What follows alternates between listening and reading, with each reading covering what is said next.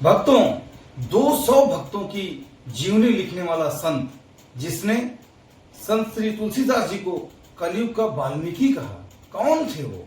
जय श्री राम भक्तों, आज कथा में हम बात करेंगे संत शिरोमणि श्री नाभादास जी के बारे में, जिनकी भक्तमाल रचना के बिना भक्ति साहित्य ही अधूरा है।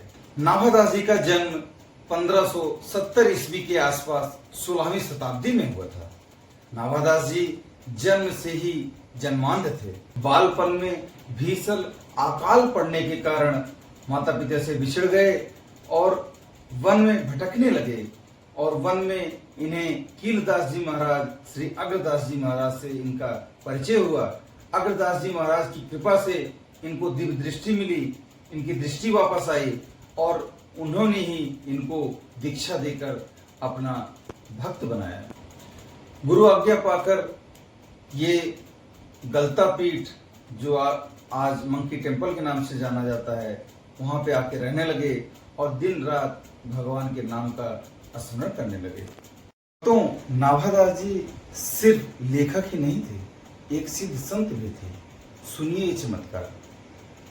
एक दिन नाभादास जी अपने गुरु श्री अग्रदास जी की सेवा में पंखा चल रहे थे और उसी समय समुद्र मार्ग से उनका एक शिष्य यात्रा कर रहा था और अचानक समुद्र में तूफान आया, जिससे वो बहुत बुरी तरह से डर गया और उसकी नाव डूबने वाली थी। मृत्यु को सामने देखकर उसने अपने गुरु श्री अग्रदास जी को याद किया। हे गुरुदेव, रक्षा करो, रक्षा करो, नहीं तो आज मेरी जान चली जाएगी।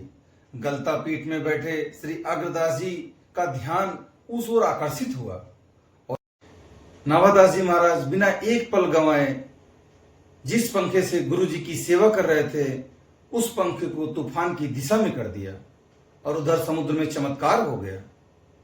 नाव ठिकाने पे लग गई, किनारे लग गई। सेवा करके श्री नाभादास जी महाराज अपने गुरुदेव श्री अग्रदास जी से बोले, महाराज आप अच्छे से ध्यान करिए, आपका शिष्य आपके भक्त को सही स्थान पे पहुंचा दिया है। वो अब सकुशल अपने स्थान पर पहुंच गया है। गुरु अग्रदास जी सब जान गए और उन्होंने नाभादास जी को गले से लगा लिया और बोले, नाभा, गुरु और गोविंद में कोई भेद नहीं है। तूने आज सेवा और सिद्धि दोनों ही धर्म का पालन किया है।